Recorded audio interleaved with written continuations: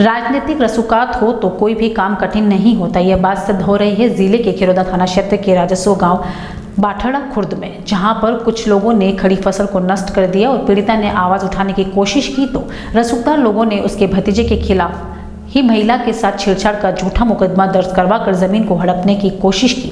दरअसल बाठड़ा खुर्द गांव में संगीता पानेरी पार्वती और गोपाल मैनारिया ने प्रेम कुंवर से पूर्व में जमीन खरीदी थी। संगीता पानेरी ने एक अन्य महिला के साथ 16 नवंबर 2021 को अपनी ही जमीन पर गेहूं की बुआई की, लेकिन एक दिन बाद जमीन को हड़पने की नीयत से गणपत सिंह, रघुवीर सिंह, हुक्मी चंद पानेरी और रतन कुंवर बिना अनुमति के प्रवेश किया और बुआई की गई फसल को नष्ट कर दिया। इसके अलावा खेत को नष्ट करने की कोशिश की। इसके बाद 18 नवंबर को खिरोदा थाने में जाकर पीड़िता संगीता पानेरी और पार्वती ने इन चारों के खिलाफ रिपोर्ट दी, लेकिन इनके राजनीतिक रसूख होने के चलते पुलिस ने इसके खिलाफ कोई कार्रवाई नहीं की। इसके बाद इन चारों ने मिलकर संगीता पानेरी और उसके भतीजे और पार्वती को फंसाने के लिए महिला छेड़छाड़ का प्रकरण दर्ज करवाकर पीड़ित और उसके भतीजे से कम कीमत में जमीन हड़पने की कोशिश की। इतना ही नहीं, पूर्व में जांच कर रहे अधिकारी को भी इन रसूख वाले लोगों ने बदलाव दिया था कि जांच अधिकारी इन चारों के पक्ष ले सके। अब खिरोदा थाना पुलिस पीड़िता के भतीजे को गिरफ्तार करने की कोशिश कर रही है। आयुक्तों द्वारा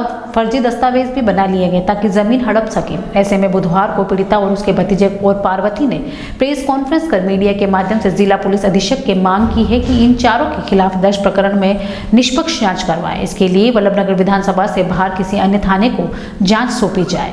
और एक बाठड़ा खुर्द में रहने वाली हूँ और यह मेरी ज़मीनें मैंने खरीदी है और इनको बेची। मेरे माथे पे कर्जा हो जा बीमारी से इसने दी और फर्जी स्टाम्प तैयार किया।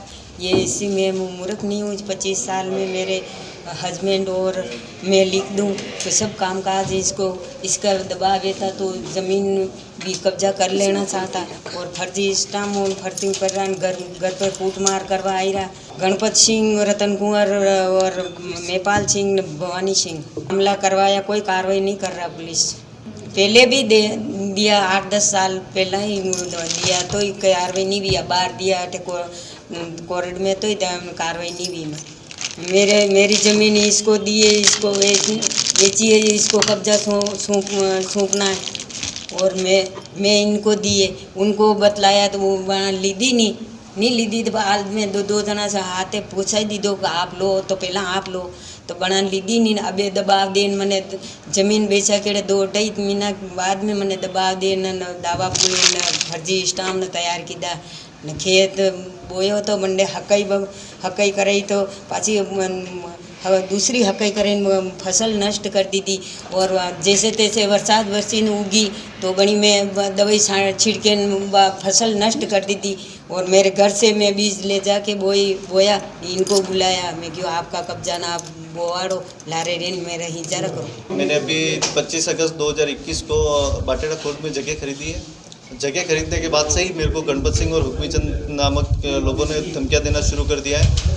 16/11 को हम वहाँ खेत पे गए, आंटी और बुआ और ये खेत पे गए थे तो इन्होंने एक झूठा मुकदमा दर्ज करा दिया जिसमें 354 धारा बन रही है।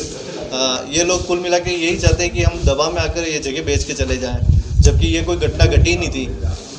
इस केस के बाद भी हम दबाव में नहीं आए तो इन्होंने एक फर्जी स्टाम्प तैयार किया जिसमें 1993 की लिखा पढ़ी बता रहे हैं, जबकि 1993 की लिखा पढ़ी में इन्होंने वर्तमान आरजी नंबर डाल रखे हैं। इससे वैसे ही प्रूव होता है कि ये स्टाम्प फर्जी है बिल्कुल ही। और ये जो बता रहे हैं कि मान सिंह जी के नाम पर ये जगह दर्ज थी 1993 में, तो मान सिंह जी के नाम पे ये जगह उनकी पूरी लाइफ में कभी उनके नाम पे दर्ज हुई नहीं है ये जगह। पुलिस इस मामले में क्यों नहीं कार्रवाई कर रही है? हो सकता है राजनीतिक दबाव हो, इस वजह से काम नहीं कर रही है। हमने एसपी ऑफिस में भी मैंने मेरा मोबाइल टावर लोकेशन जांच करने के लिए एप्लीकेशन दे रखी है, पर उस पर भी कार्रवाई नहीं हुई।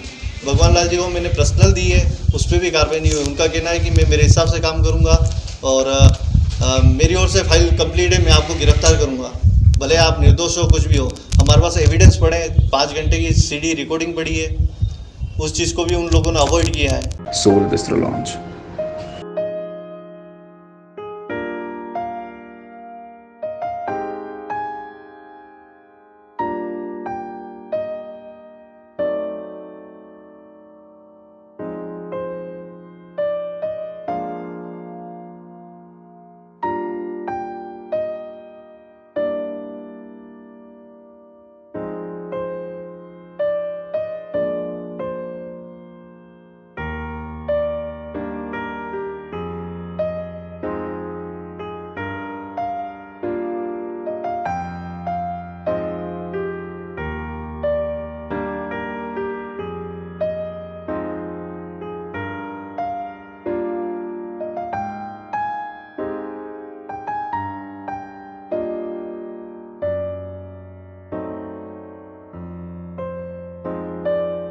Enjoy delicious food and beverages with a beautiful view of Lake Pichola. Once you come to Seoul, it stays with you.